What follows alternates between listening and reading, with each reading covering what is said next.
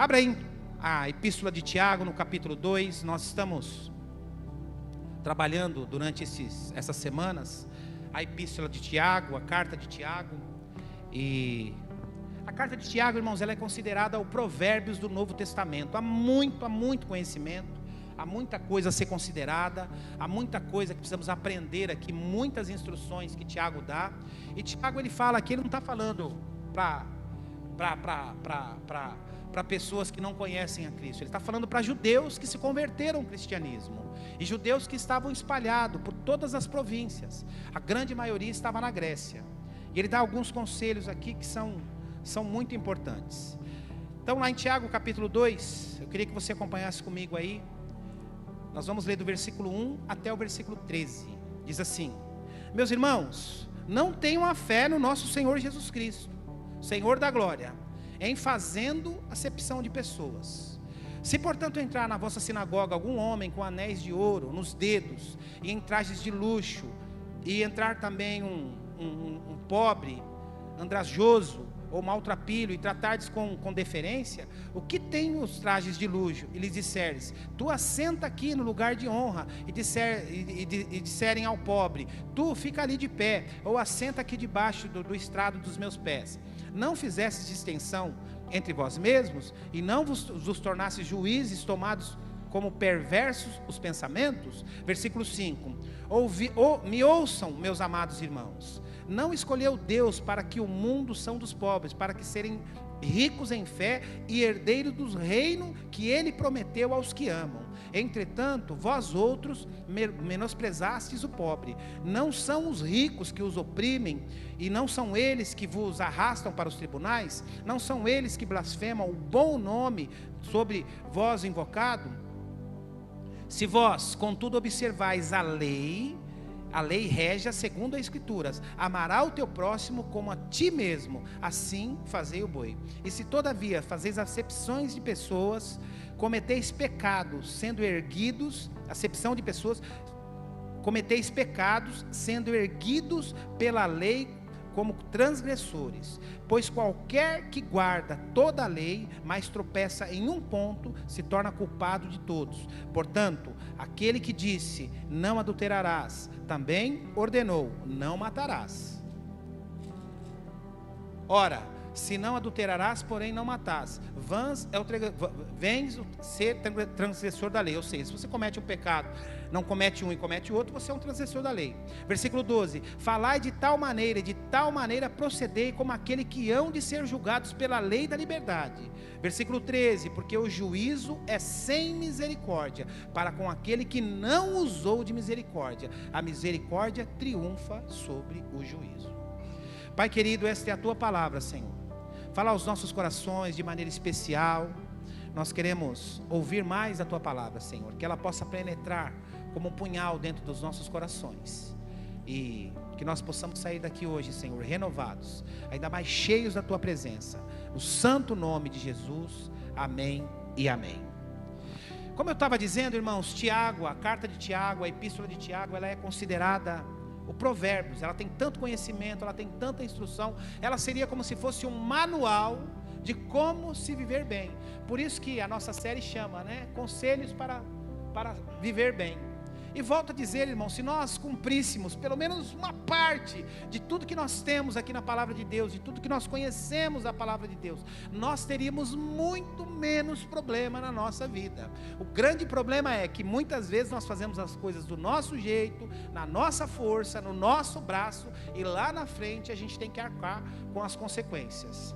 E Tiago, ele quando a gente começa a ler, você começa a ler a carta toda de Tiago, capítulo 1, capítulo 2 e tal, parece que, se você estiver meio desatento, parece que é uma coisa meio desconexa. Ele está falando do assunto, dali a pouco ele pula para outro, parece que não faz sentido. Mas à medida que você vai estudando, à medida que você vai lendo, à medida que você vai acompanhando, você vê que faz todo o sentido para a sua vida.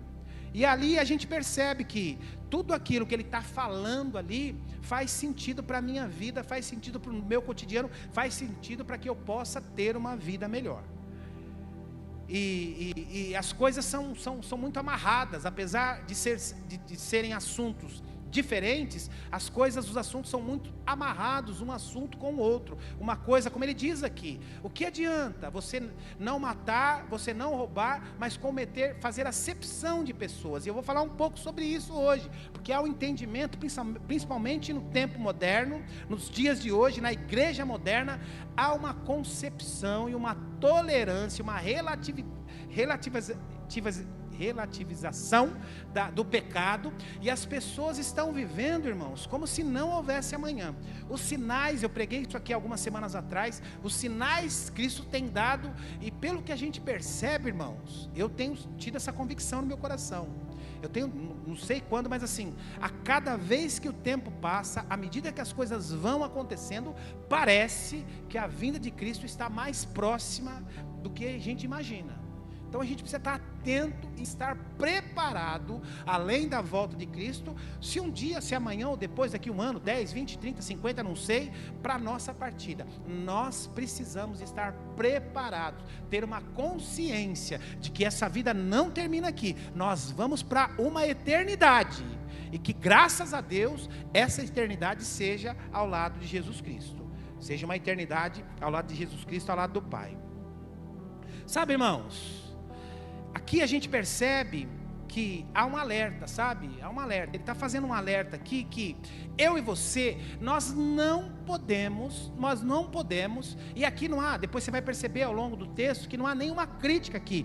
Tiago está dizendo que os ricos são maus, Tiago está dizendo que eu e você não podemos andar com risco, claro que não, e não há problema nenhum em ser rico, não há problema nenhum em querer ter dinheiro, não há problema nenhum em querer ter uma vida melhor, já falei isso aqui várias vezes. Tiago fala aqui, depois você vai entender o contexto, por que ele usa os ricos, para a gente entender aqui, mas o que o Tiago está dizendo aqui é o seguinte, é você fazer distinção pela aparência, pelo cargo, pela roupa que está vestindo, que nós precisamos tomar muito cuidado, e principalmente dentro da igreja. Nós precisamos tomar muito cuidado, e principalmente dentro da igreja.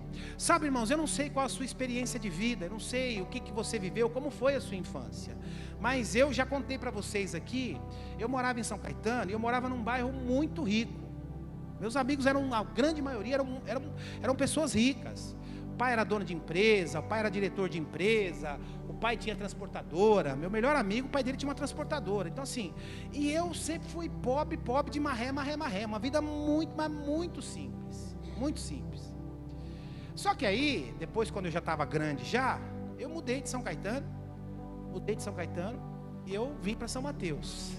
E aí foi um outro choque de realidade. Aí eu tinha amigos que eram bem mais pobres do que eu, E aí, irmãos, alguns já devem, eu até falava com a Marisa a respeito disso esses dias, e eu tinha amigos meus, irmãos, que sem brincadeira, que não tinham uma privada em casa, Rita, não tinha uma privada em casa, dava descarga na bacia do banheiro com a lata, tinha uma descarga em casa, mas andava com tênis que custava um salário mínimo, eu tinha amigos meus que dormiam num colchão no chão, não tinha cama, ele dormia num colchonetezinho no chão, acordava de manhã para ir trabalhar, enrolava o colchonetezinho, amarrava o colchonete, colocava em cima de algum lugar, e andava com roupa de mar, naquela época, né, Bruno Minelli, Zump, quantos tiveram calça da Zump aqui, deixa eu ver, agora deixa eu perguntar, quantos tiveram calça original da Zump? Ah, tá vendo?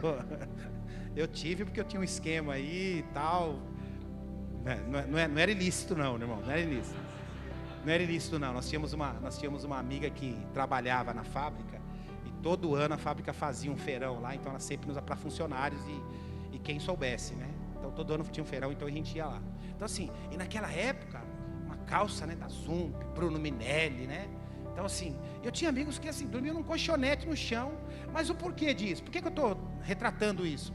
Para a gente entender de maneira didática, irmãos, que o ser humano, ele é muito preocupado com a aparência. Hoje é carro, né? Tem gente que não tem nem onde cair morto, mas anda num carro de 200 mil lá em 72 prestações. Aí você vai na casa, já aconteceu isso comigo. Aí você vai na casa do cara, quando eu fui sentar na cadeira, ele falou, não sentei não. Casa detonada. Aí eu falei, por quê? Ele falou, nossa, a cadeira está quebrada. Quando ele puxou a cadeira, o pé saiu. Se eu sento, aí me esborrachar. E na garagem, o carro, uma nave. Aí eu falei, meu Deus, porque o ser humano é assim. Ele gosta de viver, ele gosta de apresentar as aparências. O que o Tiago está fazendo um alerta para mim e para você é exatamente a respeito disso. Ele diz, olha, nós seres humanos, nós sociedade, nós nos importamos com essas coisas. Nós damos mais atenção para aqueles que são mais cultos, para aqueles que têm mais dinheiro, para aqueles que se vestem mais, para aqueles que são mais embelezados. Entretanto, eu, o Senhor, eu olho o coração. Então, se nós não ficarmos atentos, irmãos, e principalmente vivendo na sociedade que nós vivemos, se nós não ficarmos atentos, nós vivemos assim. Eu fiquei pensando, eu fiz, à medida que eu vou, durante a semana preparando a mensagem, vem algumas coisas na minha cabeça e eu vou anotando. E aí eu fiquei pensando, falei assim, imagine se agora, exatamente agora, entrasse o Leonel Messi ali, pela porta da nossa igreja, e sentasse ali do lado do Jair ali. Falasse para o Lucas, Lucas, vá uma cadeira para lá, por favor. Sentasse ali. Como que nós íamos receber o Leonel Messi? Qual seria o nosso tratamento? Como que nós ficaríamos, né? Ou então, se entrasse aqui para as mais novinhas e para os mais novinhos, entrasse o Justin Bieber. Você me disse que é crente agora, né? Falou, fiquei sabendo que tem uma igreja, estou no Brasil, fiquei sabendo que tem uma igreja abençoada lá em Santo André, um pastor abençoado, uma pastora cheia da unção, deixa eu ir lá conhecer. Aí o Justin Bieber entra aqui, baby. Aí ele entra, senta do lado do Adenias. O que você ia falar pro Justin Bieber, Adenias? E aí, mano, beleza? Você já pensou qual seria a nossa reação? Irmãos, a nossa reação ia ser chocante, como a minha também seria. Talvez se ele entrasse aqui agora o Leonel Messi ou o Justin Bieber, minha boca ia secar. Porque é uma reação, por quê? Porque essas pessoas, para nós, são pessoas que nos impressionam, são famosos, gente conhecida no mundo inteiro, né? Para a maioria dos homens aqui, e os mais, o Leonel Messi, o coração ia acelerar. Para os mais jovens aí, o Justin Bieber também. Então, agora, e se entrasse um mendigo, como já entrou várias vezes aqui, morador de rua, todo sujo, todo ranhento, aquele cheiro de urina insuportável, qual seria a nossa reação? Ele ia sentar, você ia pular 3 cadeiras. Então, o que Tiago está falando de uma maneira bem clara para mim e para você, é exatamente isso. Exatamente isso. Ele está dizendo o seguinte, que eu e você não há problema nenhum em nós nos relacionarmos com as pessoas, que isso é natural, sabe, irmãos? A gente precisa entender o seguinte, eu falei aqui a semana passada a respeito de perdão, a semana passada ou a semana retrasada, tem um monte de gente, e ó, para você aprender aqui, tem um monte de gente que não perdoa, pisou na bola, me traiu, me enganou, me roubou, falou mal de mim. Tem um monte de gente que não perdoa e vive com aquele peso no coração, vive com aquele fardo nas costas, vive bebendo desse veneno porque acha que em perdoar precisa voltar a conviver. Deixa eu falar um negócio para você, irmãos. A partir do momento que você perdoa, não há necessidade de você conviver. Mas pastor, frequentava a minha casa, pastor, a gente viajava junto, pastor, a gente andava junto. Não há problema nenhum em você perdoar, só que assim, aquela convivência que eu tinha anteriormente, eu não quero ter mais. Isso não tem problema, irmãos. Então tem gente que não perdoa porque acha que se perdoar vai ter que começar a conviver tudo de novo. Não, você não é obrigado a isso. E por que eu estou dizendo isso, irmãos? Porque é natural, e Tiago depois nos fala isso, é natural que eu e você desejemos conviver com pessoas que pensem parecido conosco, com pessoas que tenham mais ou menos a mesma idade que a gente, que tenham uma realidade parecida com a nossa, que gostem das mesmas coisas. Isso é natural, não há problema nenhum nisso. Agora, o grande problema é quando eu só quero me relacionar com pessoas parecidas comigo, com pessoas da mesma classe social, com pessoas que, eu sou petista, eu só gosto de conversar com petista, eu sou bolsonarista, eu não suporto petista, eu sou petista, eu não suporto bolsonarista. Pare com isso, irmãos. Pare com isso. O Tiago está dizendo que não há problema nenhum em você se relacionar com quem você quiser, desde que você não faça acepção de pessoas. E o exemplo maior aqui, qual que é o nosso exemplo maior? Cristo Jesus. Cristo é o seu exemplo maior. Quando você é chamado de cristão, é pequeno Cristo. E o nosso exemplo maior é Cristo. Agora olha o que Cristo fazia. Em alguns lugares, irmãos, Cristo ia com a multidão. Cristo estava com a multidão. Em algumas ocasiões, Cristo estava com os 12, somente os 12 podiam participar daquilo. Em outras ocasiões, Cristo estava apenas com Pedro, Tiago e João.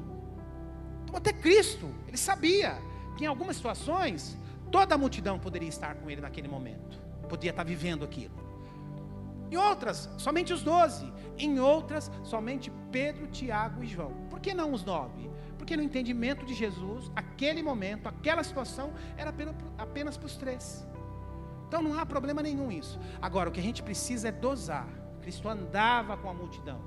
Cristo andava com os pobres. Cristo comia na casa dos ricos. Cristo comia na casa dos pecadores. Mas Cristo andava também com os pobres. Andava também com aqueles que gostavam de ouvir aquilo que ele tinha para dizer.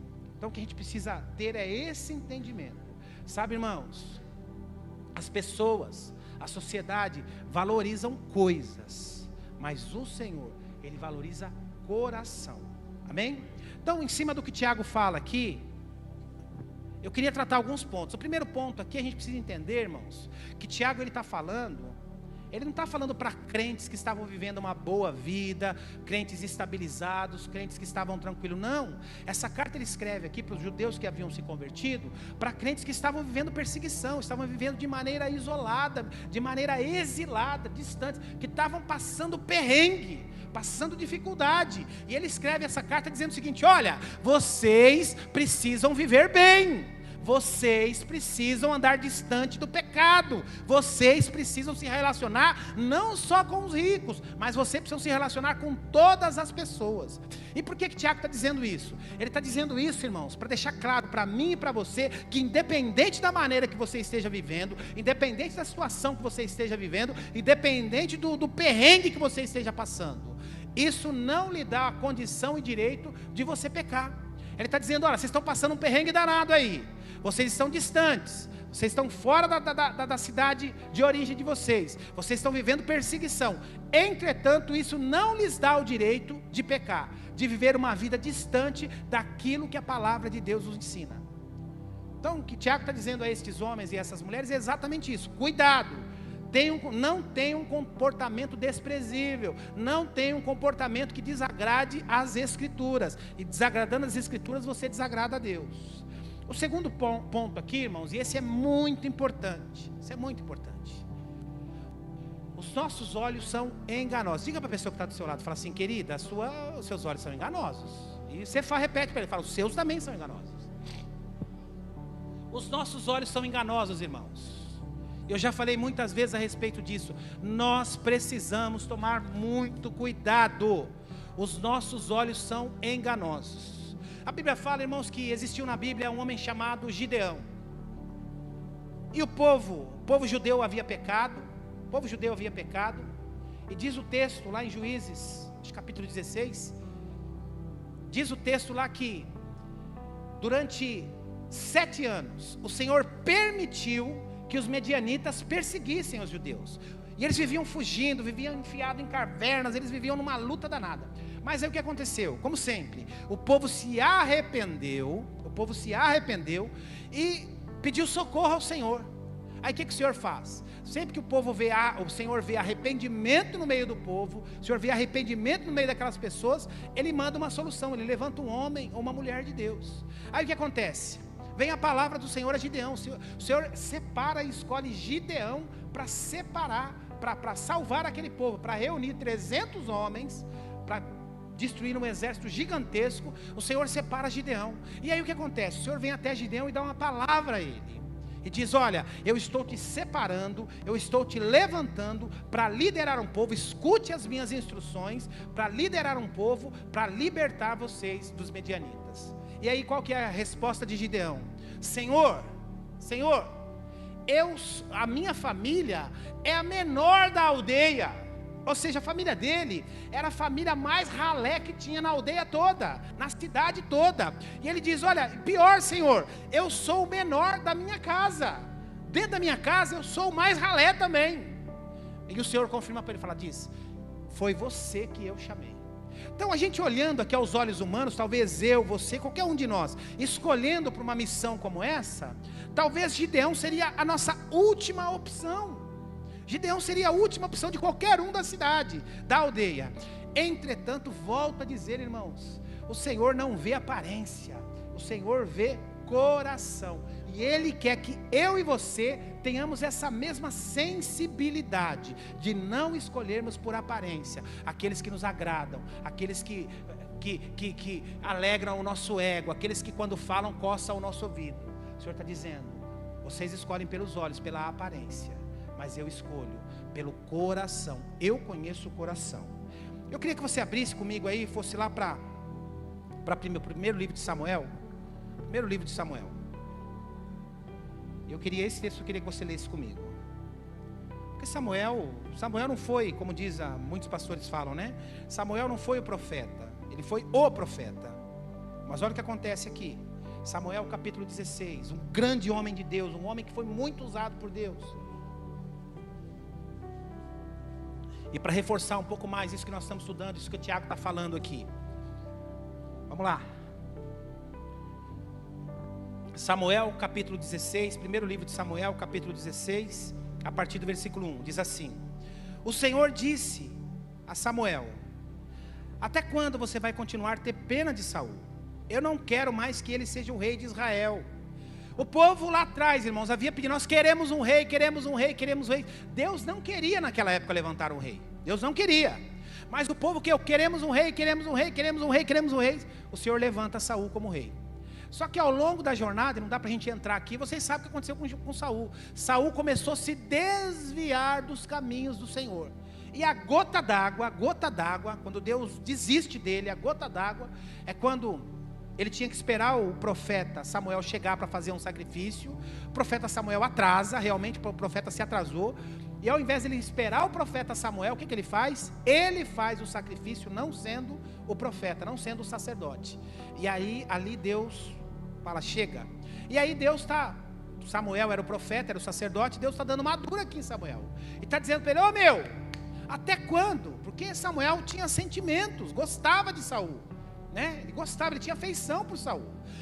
E Deus está dizendo para ele: ô meu, até quando você vai ficar, entre aspas, passando um pano para esse cara aí? Eu já disse que eu não quero mais ele. Você precisa ungir outro rei. E aí Deus está dando uma dura nele, dizendo para ele isso. Aí olha o que acontece aqui. Depois vá a Belém até a casa de um homem chamado Jessé, pois eu escolhi um entre os filhos deles para que seja o próximo rei. Versículo 2. Como posso fazer isso? Ele pergunta. E respondeu: se Saul souber disso, ele me mata, Senhor Deus. Respondeu: leve um bezerro e diz que você vai lá para oferecer um sacrifício ao Senhor. Convide Jessé para o sacrifício e depois eu digo o que você deve fazer. Você ungirá como rei aquele que eu indicar. O Senhor está dizendo o seguinte: fala: Samuel, eu vou te mostrar quem eu escolhi. Eu vou te mostrar. Então espere. Irmãos, nós estamos falando de Samuel, aquele que ouvia a voz de Deus, aquele que falava com Deus como eu estou falando com vocês. Será que era um homem de Deus, um homem desse? Isso mostra para mim, irmãos, o quanto que eu e você, meros carnais, devemos tomar cuidado com o que falamos, com o que ouvimos, com as atitudes que tomamos. Esse é Samuel, o homem que falava e ouvia a voz de Deus. E Deus está dizendo para ele: olha, espera que eu vou te mostrar quem eu escolhi. Aí continuando, a sua visita vai em paz? Sim, respondeu ele. Eu vim oferecer um sacrifício a Deus, chegando na casa de Jessé. Purifiquem-se e venham comigo. E ele mandou que Jessé e os seus filhos se purificassem, e os convidou para o sacrifício. Quando eles chegaram, Samuel viu Eliabe, um dos filhos de Jessé, e pensou: é este homem que está aqui na presença de Deus. Ele viu Eliabe. Quem era Eliabe? Eliabe era o irmão de Davi. Um cara bonito, formoso, grande, forte. Quando ele bateu o olho, ele falou: é esse. O cara tem pinta de rei, jeito de rei, anda que nem rei, corpo de rei, músculo de rei, é esse. Ele bateu o olho e falou: é esse. Certamente é aquele que o Senhor escolheu. Mas o Senhor disse: não se impressione com o quê? Versículo 7. Com a aparência, nem com a altura deste homem. Eu o rejeitei, porque eu não julgo as pessoas como você julga. Ele está dizendo: Samuel, você está olhando a aparência, isso não é o mais importante para mim. Eu julgo o coração. Volto a dizer, Eliabe era um homem alto, bonito, a presença dele, um cara forte, Quando Samuel bateu o olho e falou: é esse. E o Senhor já dá uma nele aqui.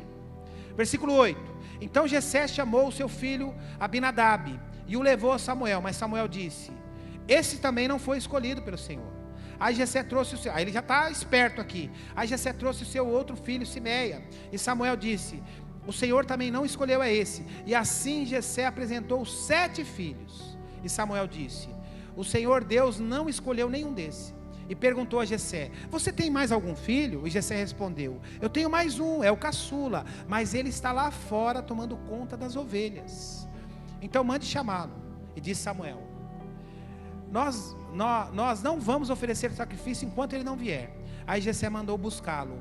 Era um belo rapaz, saudável e de olhos brilhantes. E o Senhor disse a Samuel: é esse, unja-o, que é esse. Samuel pegou o chifre cheio de azeite e ungiu a Davi na frente dos seus irmãos, e o Espírito do Senhor dominou Davi, e daquele dia em diante ficou com ele, e Samuel voltou a Ramá.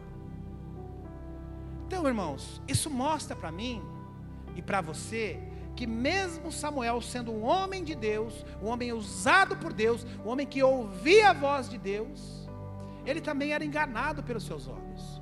Isto está retratado aqui para mim e para você, para que eu e você aprendamos, para que eu e você possamos entender que até os grandes homens e as grandes mulheres de Deus, se não estiverem atentas, podem ser enganadas também. O Senhor diz a Samuel: Samuel, você vê com os olhos, você enxerga com os olhos, mas eu consigo penetrar no coração. Então não julgue ninguém pelas aparências, para a gente entender a importância desse pecado. E aí fica a pergunta para o meu coração e para o seu coração: com quem que você tem andado? Você tem visitado quem? Quem são as pessoas que você tem ido na casa? Quais são as pessoas que têm frequentado a sua casa? Quem tem sido as suas companhias diárias ou de vez em quando? Quem tem sido o seu círculo de amigos e de amigas? Pergunta que fica é essa para nós essa manhã. Terceiro ponto aqui, o contexto. Irmãos, o que estava acontecendo aqui? O que estava acontecendo? Claro que Tiago aqui não estava condenando os ricos. Quando a gente lê a carta, volto a dizer, quando você lê essa carta de maneira desatenta, de maneira apressada, sem prestar atenção no contexto e sem estudar o contexto histórico, muitas vezes você fica confuso. Dá a impressão aqui que é pecado ser rico. Dá a impressão aqui que os ricos aqui são todos maldosos, são todos do mal. E que a gente precisa enxergar os ricos como pessoas ruins, porque é isso que as novelas ensinavam. Pelo mesmo tempo que eu era criança, irmãos, as novelas da Globo eram assim: os pobres eram bonzinhos, os ricos eram ruins. Não era sempre assim? É os ricos que mandavam matar, os ricos que perseguiam, os ricos faziam todas as coisas. E quando a gente lê de maneira desatenta a epístola de Tiago, passa a impressão para mim e para você isso, mas a gente precisa entender o contexto. O que estava acontecendo aqui?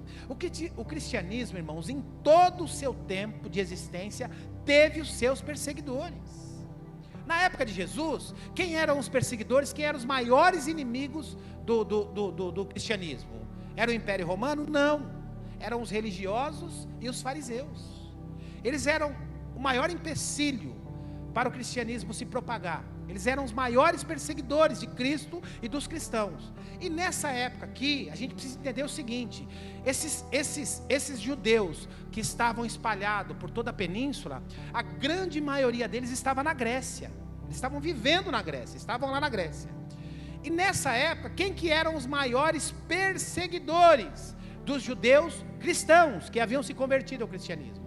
Os maiores perseguidores eram exatamente as pessoas ricas. Era eles que falavam mal de Cristo, era eles que levavam esses judeus convertidos aos tribunais, era eles que exploravam financeiramente esses cristãos convertidos. Então quando Tiago fala aqui no versículo 7, no versículo 8, ele está dizendo exatamente isso. Ele está se referindo a esses ricos que faziam estas coisas como se fossem os fariseus e os religiosos da época de Jesus, para que a gente possa entender o contexto. Olha o que ele fala assim: e entretanto vós outros, vocês menosprezam os pobres, mas não são esses ricos que arrastam vocês para os tribunais? Não são eles que blasfemam o bom nome invocado do Senhor? Ou seja, esses ricos, além de explorarem esses judeus cristãos, além de perseguirem, além de levarem para os tribunais, eles ainda zombavam com o nome de Cristo. Então por isso que Tiago faz essa observação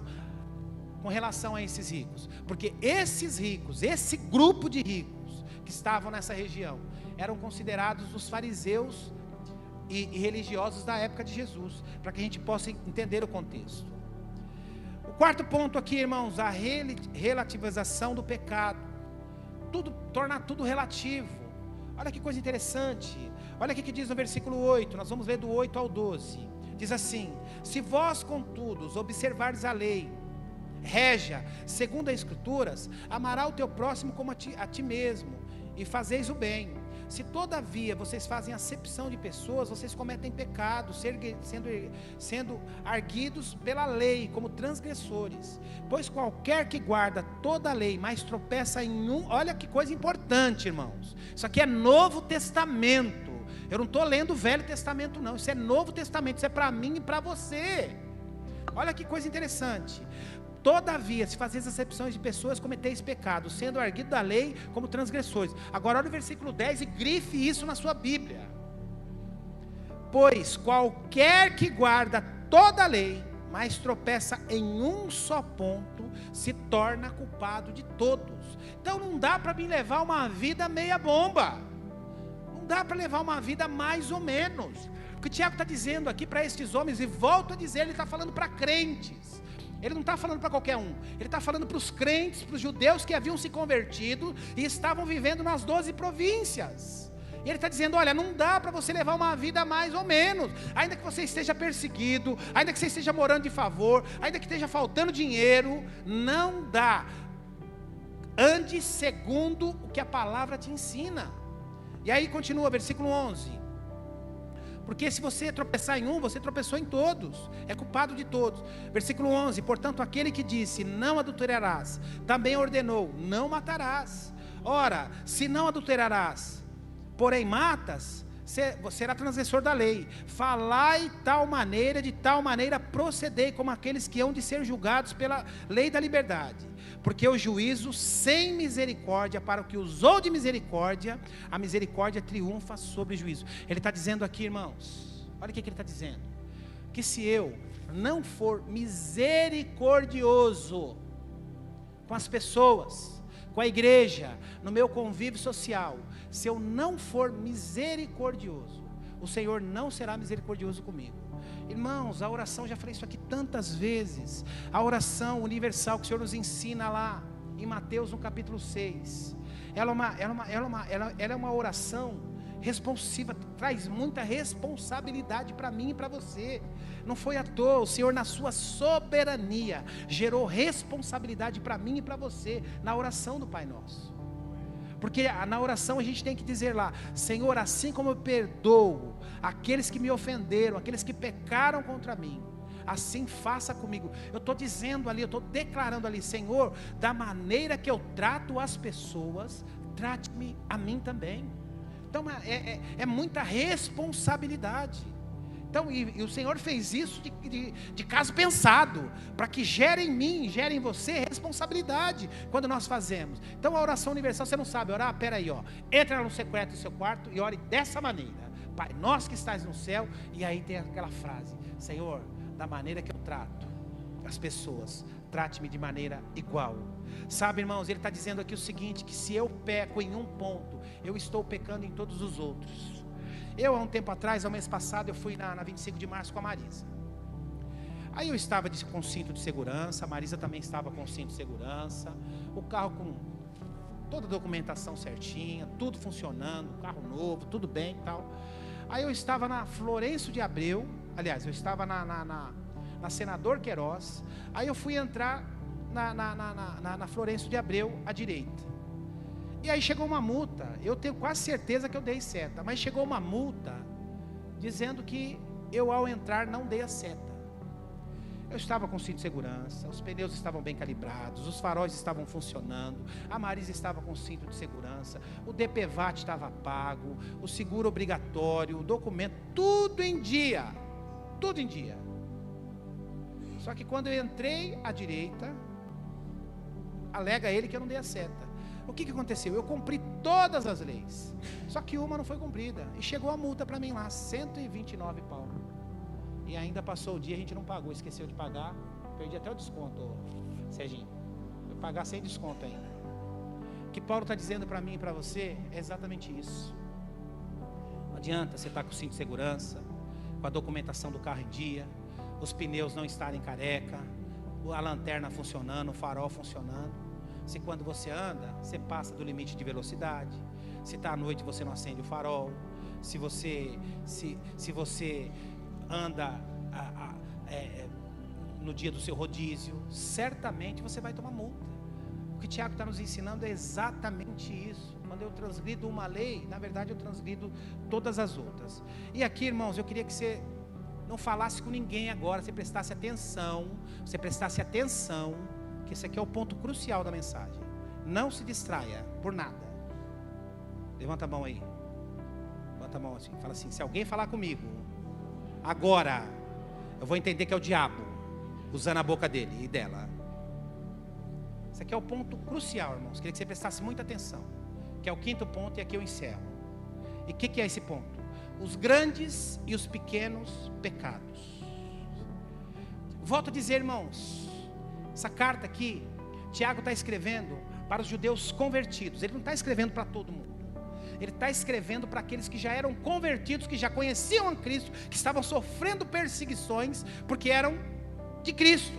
Ou seja, homens que decidiram ser perseguidos, decidiram ter uma vida muito mais difícil, porque aceitaram Cristo como Senhor e Salvador da sua vida. Ou seja, homens e mulheres que estavam dispostos a pagar o preço de amar a Cristo. Então ele não estava falando para qualquer um, estava falando para gente crente, gente séria. Estava falando para gente séria, não era para qualquer um. E aí o que acontece aqui? O que Tiago escreve, a carta de Tiago, irmãos, os capítulos de Tiago aqui, é como um grande conjunto de normas para aqueles judeus viverem bem, e serve para mim e para você nos dias de hoje. É um conjunto de normas, um conjunto de leis, de normas, para que eu e você possamos viver melhor e viver bem. Por isso que a mensagem essa série chama Conselhos para Viver Bem. Agora, olha qual a grande diferença, e Tiago deixa isso explícito aqui para mim, mas você precisa ter, para nós, você precisa ter sabedoria para poder entender. Olha que coisa interessante. Irmãos, eu até comentava com uma família essa semana, até dei um spoilerzinho da mensagem para ele, e olha como, para a gente entender de maneira bem didática, o que Tiago está nos ensinando aqui nesse capítulo 2, com relação ao pecado. Os grandes pecados, quando acontece na minha, na sua, na vida de qualquer um, os grandes pecados, vem toda a família em casa para ajudar, e um aconselha daqui, o outro ajuda dali, uma grande mobilidade. Aí o pastor vai na sua casa, a pastora vai na sua casa, e você vem na casa do pastor, e há uma grande operação quando há um grande pecado no meio de uma família cristã. Há uma grande operação. E aí com o tempo Deus vai restaurando, Deus vai curando, se realmente houve perdão, se a pessoa se arrependeu e tal, Deus restaura, e vida que segue. Amém, amém. Agora olha a diferença, irmãos, olha a diferença dos pequenos pecados. Os pequenos pecados do dia a dia da nossa vida são como os pequenos furos que vão minando toda a presença de Deus na nossa vida. Então é um furinho aqui, é um furinho ali, é um furinho aqui, cada pecadinho, e aquilo vai minando o que Deus poderia fazer em nós, a presença de Deus em nós, mas a gente vai sobrevivendo com aquilo. Vai sobrevivendo, porque na concepção da grande maioria dos crentes eu não abandonei minha família para ir morar com a amante, eu não roubo, eu não mato ninguém, os grandes pecados. Só que assim, uma mentirinha aqui não tem problema, uma maledicência ali não tem problema, pegar um negocinho aqui por fora não tem problema. E isso vai minando, irmãos, ao longo da jornada isso vai minando. E o que Tiago está nos ensinando aqui é exatamente isso. Os pequenos pecados são como furos que vão minando a presença de Deus na nossa vida.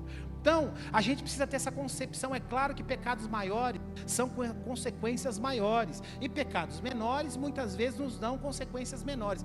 Entretanto, não existe pecadinho e pecadão. A grande diferença é que o grande pecado, as pessoas tratam com responsabilidade, faz toda uma força-tarefa, e o pastor ajuda, a igreja ajuda, a célula ajuda, e é um auê. Agora, os pequenos pecados, muitas vezes as pessoas aprendem a conviver com eles e vão tocando a vida com esses pequenos pecados, mas isso nos afasta de Deus. E Tiago está dizendo, cuidado com esses pequenos pecados. Olha o que ele diz, irmãos, vocês não prestaram atenção, mas olha que coisa séria. Meus irmãos, capítulo 2, versículo 1, meus irmãos, não tenham fé em Jesus Cristo. Ele começa o capítulo 2 dizendo isso. Meus irmãos, não tenham mais fé em Jesus Cristo. Isso vai contra tudo que a Bíblia ensina. Só que tem o porém. Não tenho mais fé em Jesus Cristo, Senhor da glória, em fazendo acepção de pessoas. Ele está dizendo para mim e para você: o que adianta você vir para a igreja? O que adianta você entregar o seu dízimo? O que adianta você ir na célula? O que adianta você orar todo dia? O que adianta você não matar, você não adulterar, você não roubar, você não fugir com a amante? O que adianta essas coisas? Se nas outras coisas pequenas todas você anda transgredindo. Ele está dizendo: não adianta de nada. Ou seja, pare com os pecadores, mas também pare com os pequenos pecados, porque isso te afasta de Deus, isso te distancia de Deus. Isso são como furos que vão te minando, até te matar. Vai minando, até te matar totalmente. Por que muitos não estão entre nós? Começaram tão bem. Porque que grandes homens de Deus, eu já recomendei para muitos aqui, né? Tem um livro lá que fala exatamente isso. Os grandes homens de Deus. Como é o nome do livro, Lio? Os generais de Deus.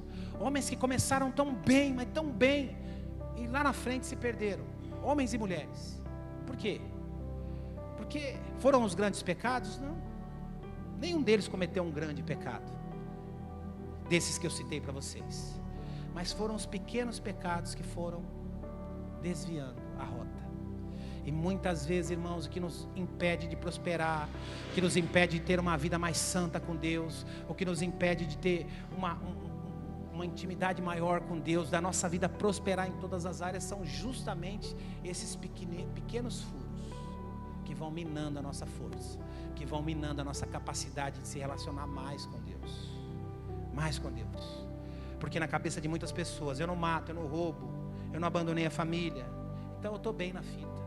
Agora, e as outras coisas? E as outras coisas? Quantos querem ter uma vida melhor, irmãos, a partir daqui? Deus quer nos levar para lugares maiores. Deus quer nos levar para lugares maiores, para lugares inimagináveis. Que é a palavra que estava no meu coração, o Everton falou hoje aqui.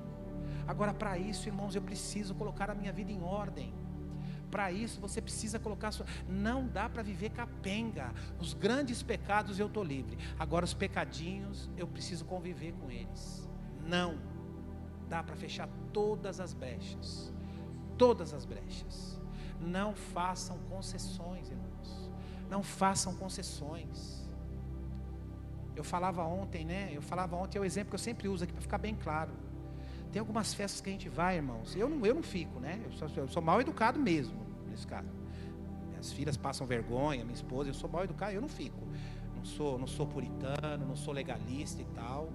Agora, festa que tem bebedeira e que tem... irmãos, eu não sou contra a música secular não, viu? Tem música gospel, música não gospel. Para mim existe música boa e música ruim, tá? Como no meio gospel também, tem umas músicas que são uns lixos. Algumas eu até proibi de tocar aqui. Então tem música boa e música ruim. Agora, você está num ambiente, está todo mundo bebendo, tá, bebida rolando solta lá, nego dançando música de Anitta, de MC não sei o que, misericórdia, isso não é ambiente para crente. Não é ambiente para crente. E tem algumas festas de crentes aí, irmãos, que é o que mais dá vergonha. Minhas irmãs são todas católicas, gostam de tomar, minhas irmãs, minhas sobrinhas, Mas nas festas dela não tem isso. Tem uma bebidinha lá, mas não passa do limite, porque elas nos respeitam. Então assim, são pequenas concessões que são feitas, que isso vai, a Bíblia fala que um abismo gera outro abismo. Estou usando esse exemplo só um só, porque senão a gente fica aqui a manhã inteira. Esse é só para ficar uma coisa didática, para você entender mais ou menos. Ah, pastor, mas o meu tio bebe, minha tia bebe, senão não vão vir. Deixa eles não vir, irmão. Se a bebida é mais importante, é bom que não venha mesmo. Já contei a história aqui do irmão, que teve problema com vício, ficou internado. E o pai dele chegou para ele e falou: se não tiver cerveja, eu não vou no aniversário do meu neto. Ele falou: então você não. Ele ligou para mim, eu falei: fala para o seu pai que se a bebida é mais importante, que ele fique com a bebida. Não teve bebida e o pai dele veio para a festa, curtiu. Essa tem que ser a nossa posição, irmãos. Esse tem que ser o nosso posicionamento. Porque a gente vai fazendo concessão, principalmente com os filhos. Deus quer nos levar para um lugar maior. Deus quer nos levar para um lugar que a gente nem imagina. Agora, para isso, a gente precisa avançar. Quantos estão dispostos a avançar aqui? Deus quer nos levar para lugares maiores, irmãos. E vai nos levar. Agora, precisamos fechar todas as brechas. E findando aqui por último, eu queria ler um texto com vocês. Não precisa abrir não. Eu queria ler um texto com vocês que está lá em Romanos. Ela tem uma tradução aqui. Eu vou pela Bíblia mesmo, que é a tradução do celular está muito diferente. Antes de ler esse texto, irmãos, deixa eu falar um negócio para vocês. Essa semana, esses últimos dias aí, as últimas semanas a gente tem acompanhado o que tem acontecido lá no Rio Grande do Sul, né? E a gente ouviu, às vezes, irmãos, olha, às vezes a gente fica, eu não vou falar para você que dá vergonha, porque eu jamais vou me vergonhar do Evangelho, jamais vou me vergonhar. Todo lugar que eu vou, me apresento como pastor. Todo mundo sabe que eu sou pastor. Meus clientes, meus fornecedores, todo lugar que eu vou. Mas a gente vê umas baboseiras por aí, irmãos, umas baboseiras. Com quem se intitula pastor, bispo e apóstolo, que eu falo: Jesus amado, Jesus amado. E graças a Deus, a grande maioria das pessoas sabem fazer distinção, né, de quem é quem. Então a gente viu essa semana aí, o que tem acontecido aí no Rio Grande do Sul. E aí tem pastor falando: não, porque lá no Rio Grande do Sul é o estado que mais tem terreiro de macumba. Aí vem uma outra falar: não, porque é uma hoste espiritual, é a mão de Deus pesando. Irmãos, não embarque nisso, pelo amor de Deus. Se você repostou uma baboseira dessa, você vai chegar em casa hoje, você vai colocar os milho no cantinho, atrás da porta da cozinha, você vai ficar ajoelhado lá até a hora da janta, orando e pedindo perdão para Deus. Então não embarque nessas baboseiras. Quer dizer que é o jugo do Senhor. E nós aqui em São Paulo? E se o Senhor resolver dar uma olhadinha aqui em São Paulo? O que está acontecendo aqui? Imagina, não vai sobrar um para contar a história. Então não embarque nessa baboseira. E por que eu estou dizendo isso, irmãos? Porque o que o Tiago trata aqui para nós é o seguinte: como Paulo diz na ministração da ceia, né? Examine-se o homem a si mesmo. Aqui a gente precisa falar todos, né? Toda vez que fala homem, é homem e mulher, vocês sabem disso, né? Então, examine-se o homem a si mesmo. Ou seja, o que nós precisamos, irmãos, é examinar a nossa vida. E nós, aqueles que são pais, examinar como que eu estou sendo como pai. Eu estou sendo muito permissivo? Estou sendo muito frouxo? É isso que a gente precisa fazer. Do filho do outro, quem cuida é o outro. Do Dudu, quem cuida é o Gustavo e a Amanda. Da Nicole, da Anne e da Daniele, quem cuida sou eu e a Marisa. Dos filhos do Hermes, quem cuida é o Hermes e a Noelma. Então, examine-se o homem, se cada um cuida, cada um, cada um no seu quadrado, cada um cuide da sua vida. Eu como pastor aqui, irmãos, já falei isso aqui várias vezes de púlpito, eu não interfiro na vida de ninguém relacionado a filho, se não me pedirem ajuda. Eu não entro em porta que está fechada, eu não meto pé na porta. Só entra em porta que está aberta. Eu interfiro sim, se você estiver tratando mal a sua mulher, se você estiver dando cheque sem fundo na praça, se você tiver... Aí Marcelo, toma vergonha na cara, safado sem vergonha. Ô Gerson, toma teu prumo. Marcelo, aí sim. Agora filho, eu como pastor tenho essa autoridade, a Bíblia me dá essa autoridade. Agora filho não. Filho, se Gustavo chegar para mim, pastor, me ajuda aqui, eu estou com um probleminha aqui, assim, assado e tal. Você pode, aí é outra coisa. O Carlos chega para mim, pastor, me ajuda aqui, eu estou com um problema. Aí fora disso, irmãos, eu não entro. Então, se o pastor tem essa postura, todos nós precisamos ter esta postura. Deus quer nos levar para lugares mais altos. Pastor, aconteceu alguma coisa? Não aconteceu nada. O Espírito mandou falar, eu estou falando. O Espírito mandou falar, eu estou falando. Para a gente entender, irmãos, porque assim, eu volto a dizer uma coisa que eu sempre falo para as pessoas quando estou falando a respeito de filho, né? A maneira que eu enxergo as minhas filhas, irmãos, minhas filhas são as minhas princesas. Minhas filhas são perfeitas para mim, guardadas as devidas proporções. Só que você não vai enxergar assim. O seu filho é perfeito para você, para mim não é. Ele passou por mim, quase me derrubou ali, pisou no meu pé, riscou minha parede lá e tal, mas vou continuar amando ele. Mas para você ele é perfeito. Então todas as vezes que a gente faz uma intervenção na vida de um filho, e o pai e a mãe, 99% não estão preparados. Agora, quando o pai e a mãe pedem ajuda, é uma outra história. Uma outra história. Amém? E deixa eu ler o texto para vocês aqui. Olha o que fala lá em Romanos, capítulo 2, versículo 1. Portanto, é indesculpável, ó homem, quando julgas, quem quer que sejas, porque não julgas o outro, mas a ti mesmo te condena, pois praticas as próprias coisas que condenam. Sabe, irmãos, lá em Mateus capítulo 7, tem todas as outras versões. O Senhor diz que eu e você, nós não precisaríamos ser julgados, mas pelo fato de nós julgarmos as pessoas, por isso Ele nos julga. Ele nos julga.